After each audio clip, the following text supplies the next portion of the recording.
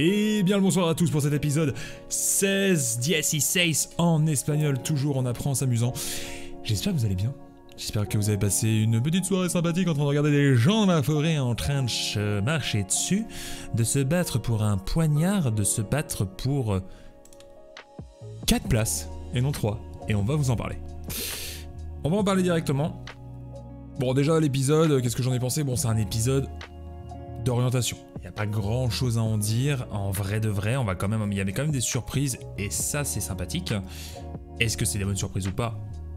Je sais pas trop, peut-être. En vrai ça peut clairement faire un flanc, on verra bien. En tout cas l'épisode, je n'ai pas passé un mauvais moment ma foi, c'était sympathique, moi j'aime bien les orientations, du coup c'est cool.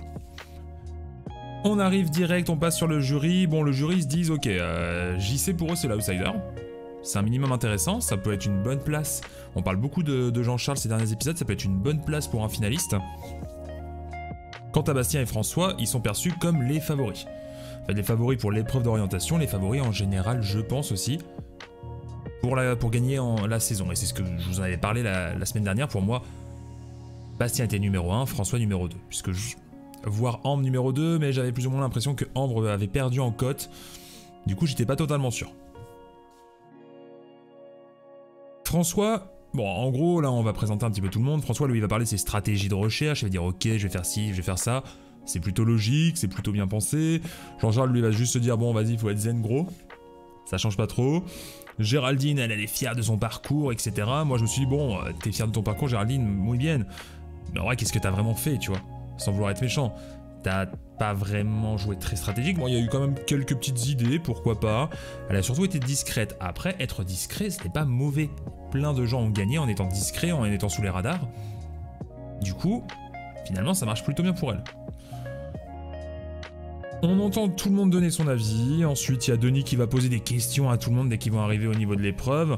Clairement, ça temporise. Ça essaie de gagner du temps. C'est pas ultra intéressant. Le problème, c'est que l'orientation, j'adorais ça. Quand ça allait vite. Là c'est un peu chiant. J'adorais ça quand il y avait ensuite les poteaux. Pour moi sincèrement, je suis désolé, là on vient d'avoir en vrai sans les pubs, allez 1h20, 1h30 d'épisode, même pas. Tu raccourcis ça en 1 heure. Tu remets des poteaux pendant une demi-heure, 40 minutes et une petite finale, en mode 30 minutes le prime time. Et t'en as pour 2h10. T'as une grosse soirée Koh-Lanta, c'est vraiment l'anniversaire, c'est la fin, tout le monde est content, tout le monde est joli. Franchement on a une putain de finale. Après peut-être que la finale il se passe des trucs chiants tu vois. Mais au moins on a une finale qui se tient. Là on a juste 1h20 où on se fait un peu chier. Vraiment ces épisodes coupés en deux. Et en plus ça nous fait quand même une saison à 17 épisodes. Vraiment dans les anciennes saisons c'était 14 maximum. 14 c'est déjà assez long en vrai. 17 c'est très très long. Surtout que je sais pas quand est-ce que va commencer la nouvelle saison. Puisque je suppose que la 24 va enchaîner. La 24, en tout cas les dernières saisons, c'était fin août que ça commençait début septembre. Ça veut dire que là en gros on va avoir juste cet été. On va avoir cet été de pépouze, plus ou moins 2 mois, et puis on repart sur du Koh-Lanta. J'ai un peu peur que les gens soient gavés. Et je pourrais un peu les comprendre. Koh-Lanta c'est plus vraiment le truc que t'attends. Et moi pourtant j'étais assez content qu'il y ait 2 saisons par an. Mais les saisons sont tellement longues que t'as pas le temps en fait de te hyper. T'es juste ok, tu vois, c'est... Ok, bon bah j'ai 2 mois sans Koh-Lanta, puis bam, ça recommence. Ça recommence avec des nouvelles personnes, etc. Et vu que les saisons sont pas non plus si ouf, je sais pas. Je trouve pas ça dingo, mais on en reparlera peut-être plus tard. Whatever. Et là on nous parle de totem maudit. Et je me dis, oh, un totem maudit. Mais qu'est-ce que c'est donc que ça? Qu'est-ce qu'ils vont nous faire pour un totem maudit à l'orientation? L'orientation ça va pas être trop maudit. Puisque au final... Là, je me dis, enfin, voilà, quel est le but derrière tout ça? Les 2 derniers qui ne vont pas trouver leur poignard auront une 2e épreuve d'orientation. Ok, parce que va y avoir 4 poteaux. 4 poteaux. Donc le dernier poteau sera une sorte de poteau maudit. Alors qu'est-ce que, à mon avis, le poteau maudit? En vrai, faut pas me chercher à midi à 14h. Il n'y a pas 36 choses qui peuvent être faites. Première possibilité, la plus logique, ça serait de faire un poteau plus petit dès le début.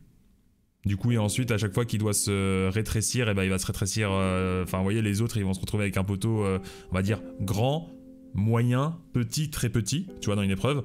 Et ben, celui qui est sur le totem maudit, enfin, le poteau maudit, ça va être moyen, petit, très petit. Et ensuite, bah voilà, il restera sur son truc. À mon avis, ça va être une connerie du genre. Deuxième option, c'est qu'il commencera par grand, mais qu'il devra rétrécir son poteau plus rapidement. Bon, pour moi c'est un des deux. Je vois pas trop d'autres options. Dites-moi en commentaire si vous voyez d'autres options qui pourraient être intéressantes. On verra bien ce qu'ils feront. Par contre, là, ce qui m'intéresse beaucoup, c'est qu'est-ce qui va se passer.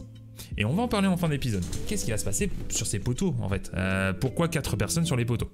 Quel est l'intérêt? Est-ce que vraiment va y avoir quelque chose? Bon, bref, on verra ça à la fin de l'épisode. L'épreuve va commencer, je vois que François est seul, je me dis bon, encore de la facilité pour François dans l'idée. Est-ce qu'il est seul parce qu'il est craint?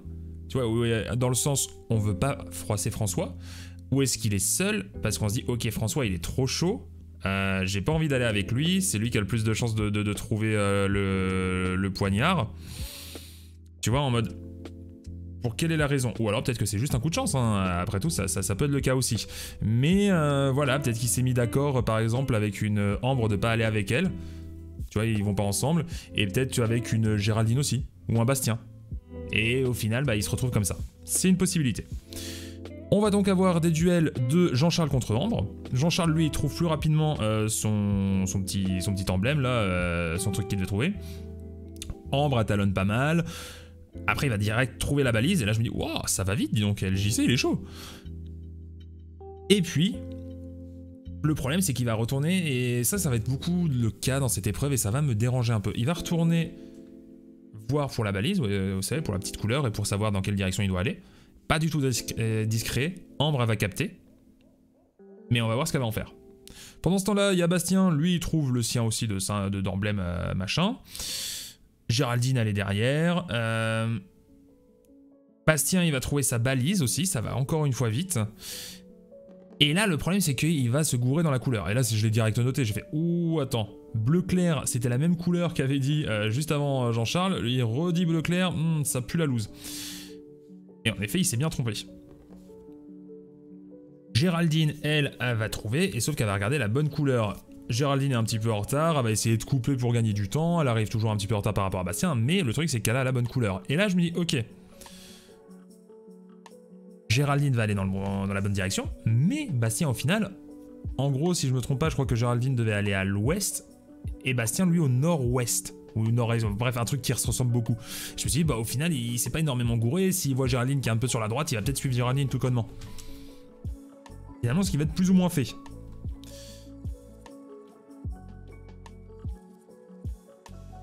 Ambre, elle veut coûte que coûte trouver la balise et ne pas suivre JC, tu vois, parce qu'en gros il y a JC qui est déjà en train avec sa valise, qui est déjà en train de chercher le poignard, et elle veut pas être mauvaise joueuse, pas fair play, etc. Est-ce que c'est pas ça finalement qui va faire perdre Ambre? Je sais pas, elle avait pas l'air très douée sur l'épreuve au final, mais quand même, enfin pourquoi jouer fair play? Et je vais vous en reparler juste après quand il y aura un peu plus tard Bastien. Bon, JC, lui, Jean-Charles, il trouve le poignard au final. 36 minutes, c'est pas loin des records. Je crois que le record, ça doit être du 26 minutes avec Pascal, un truc du genre, dans l'épreuve telle qu'on la connaît maintenant. Bah, c'est plutôt bien, il a clairement géré. J'ai trouvé de toute façon que cette épreuve d'orientation était très rapide. Je me demande s'ils n'ont pas fait un peu plus simple, entre guillemets, parce qu'ils savaient qu'il allait y avoir une deuxième épreuve. Parce que si ça dure 5 heures et qu'il y a une deuxième épreuve ensuite entre les deux perdants qui doivent se retaper 1h30 ou 2 heures de recherche, clairement, ça n'en finit plus, le soleil il se couche, tout le monde est complètement KO. Donc peut-être que ça a été fait un peu plus simple, je ne sais pas. En tout cas, ça a été très rapide cette fois-ci. En attendant, Géraldine va chercher donc la bonne direction. Bastien non, mais bon, il va plus ou moins se rapprocher de Géraldine. Il va la suivre. Il dit ouais non j'ai déjà cherché par là, il bluffe un petit peu, soi-disant il était déjà passé, c'est intéressant, voilà, c'est des choses qu'il faut faire et qu'on a très peu vu au final dans cet épisode. Les gens n'ont pas bluffé, les gens n'ont pas essayé de se piéger. Ça joue un peu trop beau jeu. Ça joue un peu trop non mais t'inquiète, je dirai rien, je ferai rien de mal. Et Géraldine, elle va trouver tranquillement, encore comme, c'est un peu une Jean-Charles, elle va trouver, bah, elle a tout fait ce qu'il fallait, elle a trouvé, voilà, dans les règles de l'art, comme on peut dire. avec la belle musique qui te spoil un petit peu, mais des fois ça spoil, des fois ça spoil pas. Après, quand François va trouver, spoiler alert, il y aura pas de musique. Bon, en vrai, ils se sont un peu améliorés là-dessus, Koh-Lanta, parce qu'à chaque fois, avant, c'était tout le temps pendant 30 secondes, et tu te dis, bah ok, bah il y a quelqu'un qui va la trouver, tu vois. Et quelqu'un qui la trouve, allez, bravo. Bon, c'était un peu chiant. Elle a fini en 1h03, donc je vous dis, c'est ultra rapide. Dans les dernières saisons, je crois que personne n'a trouvé avant 1h30 facile, et il y a eu des 5 heures de recherche. Donc voilà. François, lui, il va trouver aussi. Enfin, il va trouver enfin sa balise au bout d'un je sais pas combien de temps, mais voilà. Il y a tout le monde qui est autour de lui. Il annonce à Bastien qu'il a trouvé la balise. Et là, je me dis... Paquet. Ce qui veut dire en espagnol, pourquoi? Pourquoi faire? Enfin, quel est l'intérêt? Pourquoi dire à Bastien que t'as trouvé ta balise? Après, il était un peu cramé, tu vois, il est en train de courir comme un blaireau dans la jungle. T'es en mode, ah, je cours, je suis tout content. T'as trouvé ta valise? Ouais. Tu vois, c'est vraiment... Ok, j'avoue. Mais c'est quand même un peu idiot, tu vois. Tu peux essayer de mentir, tu peux essayer de bluffer. Vraiment trop gentil. En fait, trop gentil dans toute cette épreuve. Et là, il y a Bastien qui va se dire non, mais j'ai pas envie de tricher, j'ai pas envie de suivre François. Mais à quel moment suivre quelqu'un, c'est tricher? Je suis désolé. Encore une fois, je vous redis. Mec, si tu suis ce gars-là et que tu trouves 100 000 balles avant lui sur le sol, ils sont à toi. Dites ce que vous faites. Je vais y aller, je vais lui défoncer sa mère. Je vais y aller avec le corps s'il le faut. J'ai pas le droit de taper, très bien, et bah j'irai avec les coudes. Je vais chercher les 100 000 balles qui sont par terre. Dites-moi le contraire si vous ne le faites pas. Je vais chercher les 100 000 balles qui sont par terre. Je m'en fiche que j'ai pas trouvé la balise. Je vais choper les 100 000 boules. Et bah là, c'est la même. Le poignard, c'est 100 000 balles. Chope le poignard. Le mec, il a pas été discret. Il a trouvé une balise. Il se cache pas. Il va directement sur le poignard. Il ne se cache pas. Et bah, tu vas sur le poignard avec. D'où tu te dis que c'est triché. Il y a aucune règle dans Koh-Lanta qui dise que t'as pas le droit de faire ça. Il n'y a aucune règle dans Koh-Lanta qui te dise que t'es obligé de trouver ton symbole, l'arbre mon cul et la pierre soyeuse, que t'es obligé de trouver ça et que t'es obligé de trouver ta balise pour trouver le poignard. Il y a plein de gens qui ont trouvé le poignard sans même trouver la balise. Et ils ont totalement le droit. Le seul but, c'est de trouver le poignard. Point. Il y a des choses qui t'aident à trouver le poignard, mais t'es pas obligé d'aller dans l'ordre. Si tu trouves le poignard avant, c'est comme ça et c'est pas autrement. Et s'il y a un mec qui est ultra cramé en train de chercher juste dans une petite zone à 4 pattes, et bah tu vas avec lui et tu lui chopes le poignard sous le nez. T'avais qu'à être plus discret, mon gars. C'est la dure loi de la jungle. On est vraiment dans une jungle. C'est comme ça. Point, barre. Il n'y a pas à chercher plus loin. Vraiment, enfin... Je vous ai remis d'Orient là sur ce côté-là. J'avais oublié. C'est comme ça, c'est tout. Vous avez pas à... Enfin... Non. On s'en fiche de comment tu trouves le poignard. Alors, ok. Après, peut-être que ça va te porter préjudice. Il y a peut-être des gens ensuite au vote final, au jury final qui vont dire « Ouais, mais il a pas très bien joué. » Si vous voulez, vous vous défendez comme vous voulez. Mais si vous trouvez le poignard, vous allez trouver le poignard et point barre. On s'en fout de comment. Et là, j'aime pas... En fait, ce que j'aime pas dans cette idée, ça veut dire que... Bah, il n'y a pas de surprise. Si telle personne trouve la balise en premier, etc., bah c'est probablement elle qui va trouver le poignard, tu vois. En mode, j'ai tout fait dans l'ordre, etc., j'ai bien joué, j'ai coché mes petites cases, et c'est normal que je trouve en premier, tu vois. Il y a Ambre qui dit, ouais, non mais c'est normal, ils avaient trouvé les balises avant moi. Alors, logique, peut-être, mais c'est pas normal, enfin, vraiment, donne-toi. Mais donne-toi à fond. C'est la vie. Vraiment, encore une fois, je vous le dis, il y a 100 000 balles par terre. Il y a un mec, on lui a dit en premier, ou il a trouvé l'indice en premier avant les 100 000 balles, mais vous voyez le gars qui va courir vers 100 000 balles, si vous courez plus vite que lui, vous allez les récupérer avant lui. Point barre. Il n'y a rien qui vous dit le contraire. Bah là, c'est la même. Et ça me frustre un peu, mais c'est comme ça. Après, voilà, François a trouvé... Donc clairement les favoris qui étaient François et Bastien, ça a été un peu compliqué pour eux, François finalement trouve. Et il va y avoir la deuxième épreuve, pas très intéressante, c'est une mini épreuve, en gros il n'y a pas de balise, on enlève la balise et let's go. En plus tu vas vers le nord, c'est vraiment la flèche la plus simple à suivre. Tu vas là-bas, tu trouves ton poignard. Bon, c'est Bastien qui va trouver le poignard, pas très intéressant. Ambre va perdre. Ça me dérange un peu parce que finalement, il n'y a qu'une seule qui perd. L'intérêt est pas dingue. Ce que j'aimais bien en fait dans Géraldine et Jean-Charles qui avaient gagné cette épreuve, c'est que déjà c'était des personnes qui n'avaient jamais rien gagné, c'est toujours sympa. Et puis bah c'est pas des favoris. Et je préfère voir des gens pas favoris sur les poteaux que par exemple un Bastien qui s'il gagne les poteaux, bah alors là il aura du coup une pénalité. Mais si Bastien gagne les poteaux, je sais très bien que Bastien gagnera la saison, tu vois. Alors que entre Géraldine et Jean-Charles, franchement, j'ai des doutes. Je me dirais que Jean-Charles aurait plus de chance, mais franchement, Géraldine a quelques possibilités. Et finalement, Jean-Charles qui est vraiment vu comme l'outsider contre François, je pense que François gagne, mais c'est pas si clair que ça. Alors que n'importe qui contre Bastien a perdu, je vous le dis direct. N'importe qui. Donc, le fait qu'il y ait 4 personnes sur ces poteaux, bon... C'est pas terrible de ce point de vue-là, tu vois. Il y a du point de vue où il y a vraiment des favoris qui ont réussi à prendre une place des poteaux alors qu'ils étaient vraiment mal partis. Ok, bon, why not. Ce qui va m'intéresser plus, c'est de réfléchir sur pourquoi il y aura 4 personnes au poteau. La première option, la moins intéressante clairement, c'est il y a 4 personnes sur les poteaux, celle qui gagne, j'ai la petite savane qui cache mon doigt. Celle qui gagne les poteaux choisit tout simplement une personne et ils vont en finale. Point barre. Les deux autres, on s'en fout.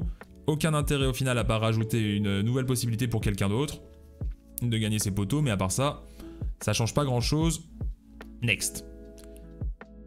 Deuxième proposition, et c'est là où ça m'intéresse énormément, c'est qu'on ait une finale à 3. Pas avec 2 personnes, mais 3 personnes. Et donc, par exemple, que la personne qui gagne les poteaux puisse choisir 2 finalistes. C'est pas ce que je trouve le plus intéressant non plus dans cette configuration à 3, mais c'est une possibilité. Admettons par exemple, je sais pas, François gagne les poteaux et il choisit ses 2 finalistes. C'est pas évident, mais ça peut se faire. Très bien. Autre possibilité, c'est qu'il y ait toujours 3 finalistes. Du coup, on reste vraiment avec les 3 finalistes. De toute façon, 2 finalistes, il n'y aura pas 36 possibilités, à mon avis, à moins que vraiment je sois passé à côté de quelque chose. La personne qui gagne choisit son finaliste, et les 2 autres qui perdent refont une sorte d'épreuve. Par exemple, dans Survivor, c'est une épreuve du feu. On s'en fout de quelle épreuve, vous restez encore un mini poteau si vous voulez. Mais l'autre personne essaye de gagner sa place, avec encore une fois une épreuve. C'est peut-être pas non plus le plus intéressant, mais pourquoi pas. Ou alors, on peut faire aussi 2 personnes gagnent les poteaux. Et celle qui a duré le plus longtemps va choisir le 3e finaliste. Pourquoi pas? Il y a quand même certaines possibilités, peut-être que je les vois pas toutes, mais en tout cas, il y a plusieurs choix. Et vraiment, cette finale à 3, je la veux. Ça va vraiment redéfinir ce qui est Koh-Lanta en finale. Et je trouve que ça peut être intéressant. Après, il faut savoir comment est-ce que ça va être choisi. Les poteaux, je trouve plus ça très intéressant, je trouve pas ça très fun, je trouve pas ça très... Mais c'est tellement légendaire qu'on est obligé de garder les poteaux. Et là, ce qu'ils ont choisi de faire, c'est 4 personnes sur les poteaux, ça donne donc beaucoup plus de possibilités. Si vraiment on a 4 personnes sur les poteaux et on a une finale à 2, je vois pas l'intérêt. Mais si on a une finale à 3, ça pourrait être vraiment cool. Vraiment cool. Je sais pas, à voir. À voir, les finales à 3 en vrai, au final, j'arrête pas de dire le mot final, hein, je suis désolé. Mais sur Survivor, il y a beaucoup de finales à 3. C'est même limite, c'est une norme dans Survivor depuis beaucoup de saisons. Et ça rajoute du peps. En fait, ça rajoute du peps parce que Survivor a un conseil final beaucoup plus intéressant. Où il y a énormément de questions, il y a énormément de débats, il y a énormément de justifications. Ce qui n'est pas le cas dans Koh-Lanta. Koh-Lanta, c'est bon, bah pourquoi je suis vraiment content de vous avoir rencontré. Je suis vraiment content d'avoir participé à cette magnifique aventure. C'est merci à vous d'abord. Et puis, bah, votez pour moi si vous pensez que je suis le meilleur. Et sinon, bah, tant pis, moi, j'aurais vécu mon rêve. J'ai énormément envie qu'on ait un conseil. On ne l'aura pas, mais c'est ce que je veux, où les gens posent des questions. Pourquoi t'as fait ça? Pourquoi t'as fait ci? Est-ce que t'avais une telle stratégie à tel moment? Qu'est-ce qui veut... Pourquoi est-ce que je devrais voter pour toi? Et qu'est-ce qui a fait que t'étais le meilleur candidat?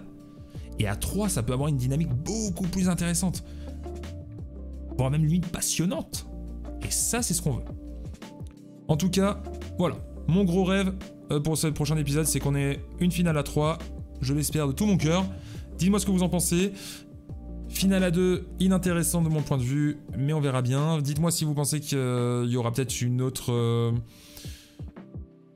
malédiction sur les poteaux. Dites-moi, enfin, au final, ce que vous espérez. Qui vous voulez voir gagner. Personnellement, j'ai très envie de voir gagner Jean-Charles, puisque j'ai fait des paris sur Jean-Charles. J'ai misé du pognon sur Jean-Charles, épisode 1. On y croit, on est toujours là. Après, est-ce qu'il vraiment il gagnerait? Franchement, du moment que Bastien n'est pas en finale, il y a moyen que Jean-Charles gagne. Je le dis. Puisque le jury final le voit comme l'outsider, et peut-être que certaines personnes apprécieront cet outsider. Par exemple, les ex-jaunes, je pense qu'ils vont plus avoir de facilité à voter un Jean-Charles qu'une Géraldine ou un François. Donc, pourquoi pas? Pourquoi pas? Peut-être qu'une Louana aurait plus de facilité à voter une Géraldine ou un Jean-Charles qu'un François. On sait jamais. Un Maxime aussi peut-être. On verra bien. Ce que je veux donc, on résume, finale à 3 et un gros conseil où tout le monde pose des vraies questions et on n'est pas juste en mode bisounours. Merci d'avoir participé à tous, je vous kiffe. Votez pour le meilleur selon votre jugement. Voilà. C'était un petit épisode, de toute façon, il n'y a pas non plus grand chose à raconter. Heureusement qu'on a eu ce petit twist. Le totem maudit? Peut-être pas une si mauvaise idée? Non, on verra. À mon avis, si c'est quelque chose en mode finale à 3, je pense qu'on reverra cette logique de 4 sur les poteaux. Peut-être pas toutes les saisons, mais ça serait sympa de le faire de temps en temps, justement pour la surprise des candidats. Je trouve que ça peut être cool. Voilà. On se voit la semaine prochaine. C'est la fin. Gros final. Je pense qu'on va se faire chier pendant le prime, mais ça on a l'habitude. J'espère avoir des surprises au moins au niveau du jeu et des règles. Et puis après, voilà. Ça sera enfin la fin, après 17 épisodes. Et puis on parlera aussi de comment est-ce qu'on a trouvé la saison, quels ont été les points forts, les points faibles, ce qu'on a pensé du twist en général du totem maudit. Qu'est-ce qu'on fera la saison prochaine? Est-ce qu'on va revenir? Peut-être. Est-ce qu'on parlera d'autre chose? Bref. Ça sera un peu le global de toute cette saison. Soyez là. Je vous attends. N'hésitez pas. Dites-moi dans les commentaires ce que vous avez pensé. Vous connaissez les commentaires, référencement, tout ça, pour qu'on soit un max de people. On est bientôt 100. C'est la folie. On est bientôt 100. 3 chiffres bientôt. Ah putain. Bref, merci d'être là, de encore m'écouter. Gros bisous, bonne soirée, amusez-vous bien. Ciao ciao, ciao, ciao ciao ciao, ciao ciao ciao.